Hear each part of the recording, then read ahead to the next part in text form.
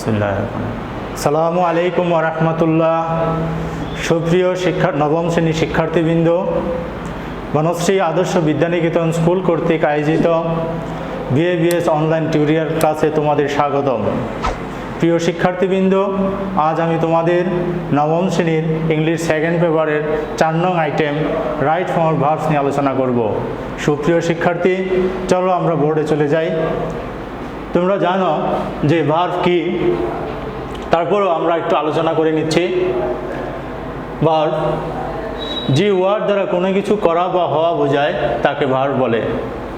ইংরেজিতে এটা এরকম হয়, a verb is a word which says or does something about a person, a thing, a quality or a state. সুপ্রিয় শিক্ষার্থী, দেখো আমরা ভার্বের শ্রেণীবিভাগগুলো একটি দেখে নেই। যে ভার্বকে প্রধানত দুই ভাগে ভাগ করা যায়। প্রথমটা হলো ফাইনিট ভার্ব, দুই হলো non finite verb. Non finite ভার্বের আরেকটা নাম হলো ভার্বালস। সুপ্রিয় শিক্ষার্থী, এই ফাইনিট ভার্ব কাকে বলে সেটা আমরা একটু দেখে নেই। তার বাংলা হলো সমাপিকা ক্রিয়া। সমাপিকা ক্রিয়া কি?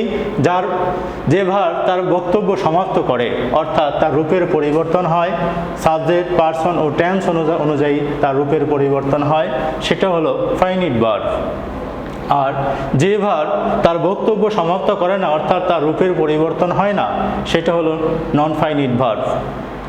সুপ্রিয় শিক্ষার্থী, এই ফাইনিট ভার্বকে আবার দুই ভাগে ভাগ করা যায়। এটা হলো প্রিন্সিপাল ভার্ব, একটা হলো অক্সিলারি ভার্ব। প্রিন্সিপাল ভার্ব যে ভার্ব অন্য ভার্বের সাহায্য ছাড়া নিজে নিজেই বাক্যে তার অর্থ সমাপ্ত করতে পারে, সেটা হলো প্রিন্সিপাল ভার্ব।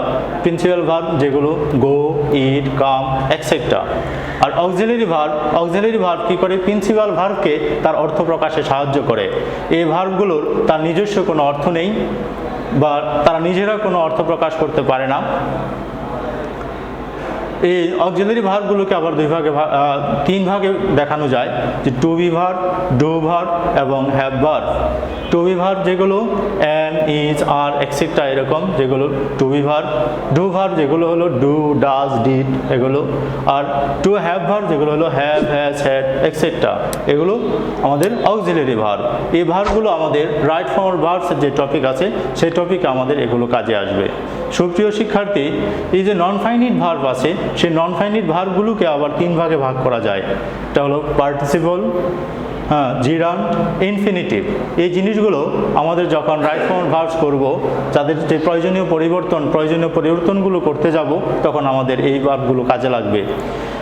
পার্টিসিপল কি সুপ্রিয় শিক্ষার্থী? আমরা দেখি, পার্টিসিপল হলো যেটা সেন্টেন্সে যে ভার্ব একসাথে ভার্ব এবং অ্যাডজেক্টিভের কাজ করে, সেটা হলো পার্টিসিপল।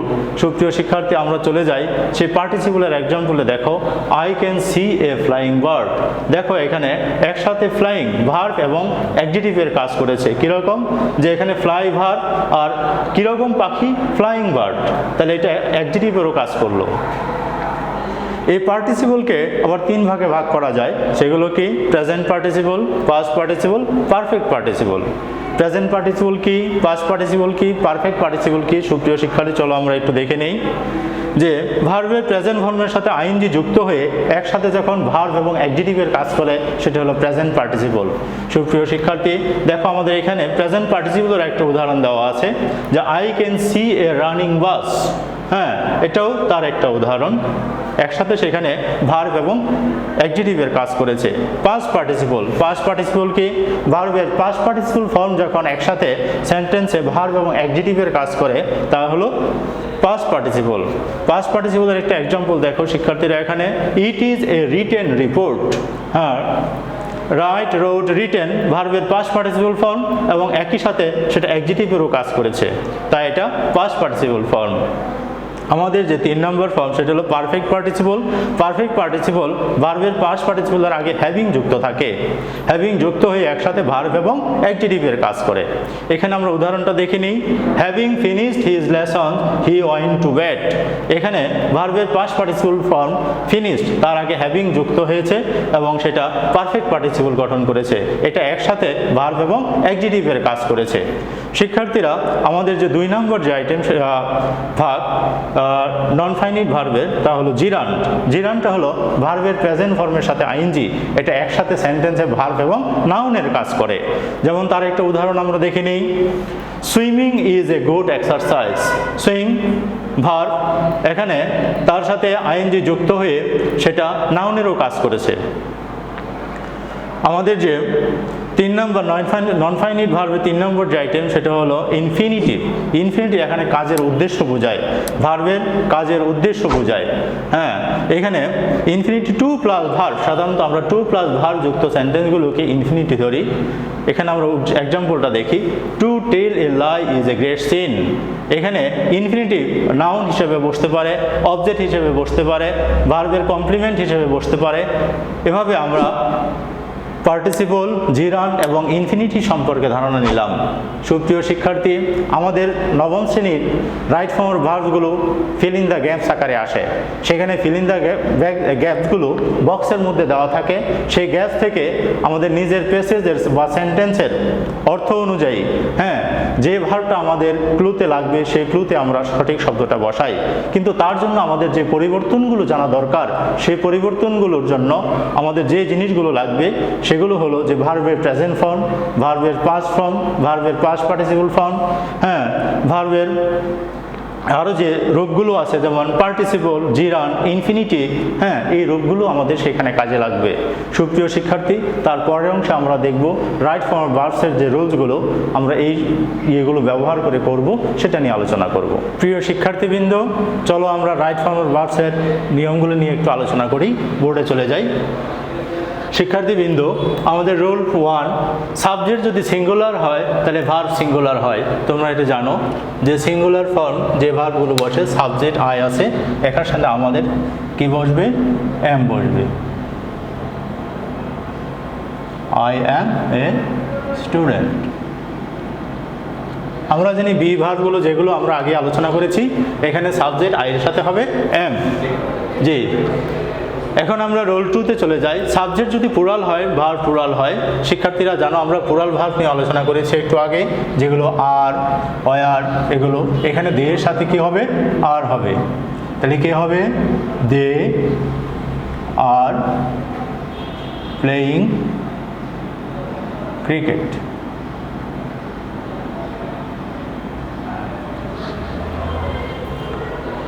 রোল 3, হ্যাবিচুয়াল ফ্যাক্ট, অভ্যাসগত সত্য, ইউনিভার্সাল ট্রুথ, চিরন্তন সত্য, হিস্টোরিক্যাল ইভেন্ট,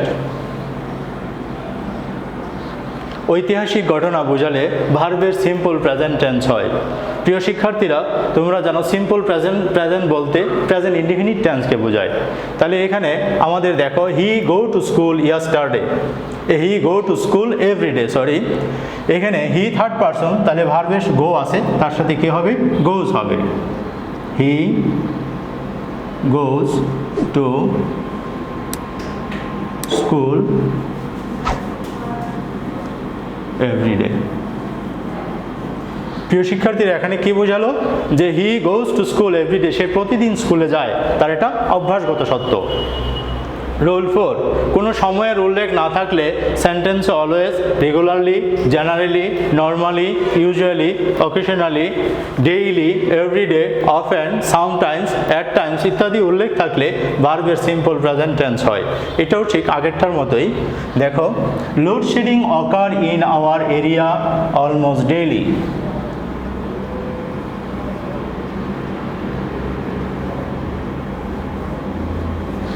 লোডশেডিং, তারপর এখানে অকার আছে, তা হবে occurs.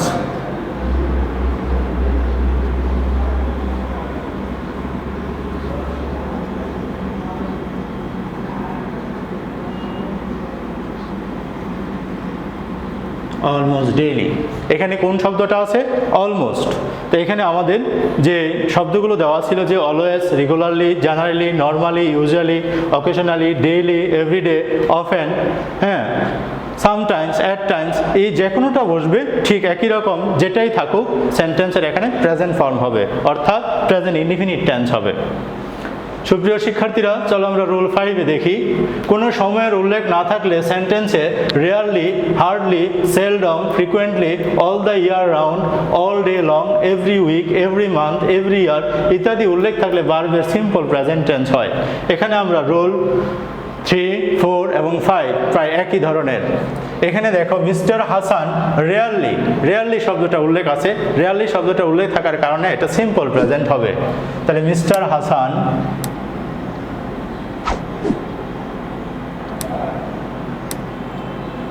Rarely, mister Hasan subject third person singular, verb S by S হবে, ভিজিটস হিজ ভিলেজ হোম,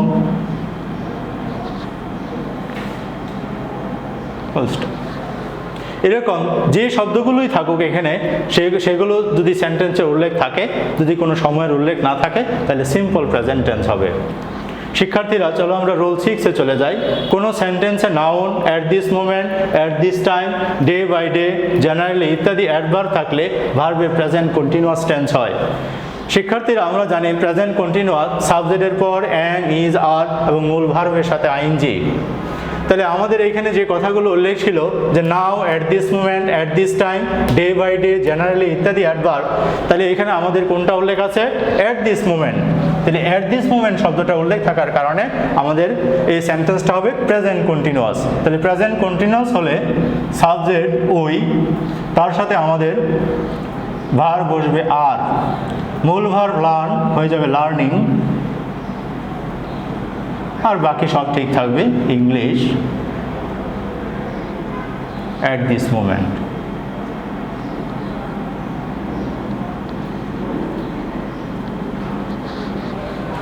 এভাবে যে শব্দগুলোই থাকুক এখানে উল্লেখ থাকুক আমাদের সেটা টেন্স হবে প্রেজেন্ট কন্টিনিউয়াস। সুপ্রিয় শিক্ষার্থীরা, চলো আমরা রুল 7-এ দেখি। যদি কোনো সেন্টেন্সে just, just now, already, yet, ever, lately, recently ইত্যাদি টাইম অফ অ্যাডভার্ব বাক্যে ব্যবহৃত হয় তাহলে ভার্বের প্রেজেন্ট পারফেক্ট টেন্স হবে। শিক্ষার্থীরা, আমরা জানি প্রেজেন্ট পারফেক্ট টেন্সের গঠন হলো সাবজেক্টের পর হ্যাভ, হ্যাজ, তারপর মূল ভার্বের পাস্ট পার্টিসিপল। কিন্তু এখানে দেখো আমাদের যে হ্যাভটা কোথায় বসবে, হ্যাঁ, আর ভার্বের পাস্ট পার্টিসিপল কোথায় হবে?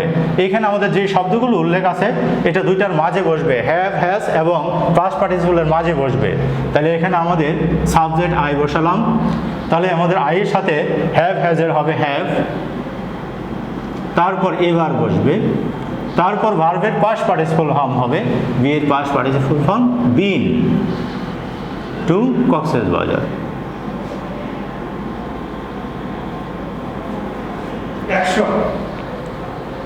প্রিয় শিক্ষার্থীরা, আমাদের এখানে যে ওয়ার্ডগুলো উল্লেখ ছিল, যে অ্যাডভার্বগুলো উল্লেখ ছিল, যেমন just, just now, already, yet, ever, lately, recently ইত্যাদি টাইম অফ অ্যাডভার্বের কথা উল্লেখ আছে। যেটাই উল্লেখ থাকুক আমাদের সেন্টেন্স হবে প্রেজেন্ট পারফেক্ট। শিক্ষার্থীরা, চলো আমরা চলে যাই রুল 8-এ। কোনো সেন্টেন্সে অতীত নির্দেশক শব্দ যেমন ইয়াস্টারডে, এগো, before, since, long ago, last night, last month, last year ইত্যাদি উল্লেখ থাকলে ভার্বের সিম্পল পাস্ট টেন্স হয়। সিম্পল পাস্ট টেন্স হলো ভার্বের পাস্ট ফর্ম। তাহলে আমরা দেখি শিক্ষার্থীরা, এখানে কি আছে? এখানে আমাদের উল্লেখ আছে লাস্ট নাইট, অতীত নির্দেশক শব্দ লাস্ট নাইট উল্লেখ আছে, তাহলে আমাদের এটা করতে হবে ভার্বের পাস্ট ফর্ম। তাহলে সাবজেক্ট আছে মাই ফাদার, আমাদের মূল ভার্ব আছে গো, তার পাস্ট ফর্ম হবে ওয়েন্ট, বাকি সব ঠিক থাকবে, টু পাবনা লাস্ট নাইট। প্রিয় শিক্ষার্থীরা, যদি আমরা এই শব্দগুলো একটু মনে রাখি কষ্ট করে, তাহলে এগুলো করা আমাদের এই রাইট ফর্ম ভার্বগুলো করা খুবই সহজ হবে। শিক্ষার্থীরা, আমাদের আরেকটা রুলস আছে 9। কোনো সেন্টেন্সে যদি have, has, had, having, being, to be এই ভার্বগুলো উল্লেখ থাকে তারপরের ভার্ব অবশ্যই পাস্ট পার্টিসিপল ফর্ম হবে। প্রিয় শিক্ষার্থীরা, আমরা দেখি আমাদের এখানে কি আছে। আমাদের এখানে আছে টু বি, তাহলে টু বি এর পর ভার্ব পাস্ট পার্টিসিপল ফর্ম হয়। তাহলে আমাদের কি হবে সেন্টেন্সটা? The work is to to be, তারপরের ভার্ব হবে টু বি থাকলে তারপরের ভার্ব হবে পাস্ট পার্টিসিপল। তাহলে আমাদের এখানে মূল ভার্ব আছে ফিনিশ, আমাদের পাস্ট পার্টিসিপল হবে ফিনিশড, ফিনিশড ইন টাইম। প্রিয় শিক্ষার্থীরা, তোমরা যদি একটু খেয়াল করো তাহলে এগুলো খুব সহজেই রাইট ফর্ম ভার্বগুলো করতে পারবে। আজকে আমরা যে রুলসগুলো আলোচনা করলাম, পরবর্তী ক্লাসে আমরা বাকি রুলসগুলো এবং এক্সারসাইজ সহ আসবো। প্রিয় শিক্ষার্থীরা, সে পর্যন্ত তোমরা ভালো থাকবে। আল্লাহ হাফেজ।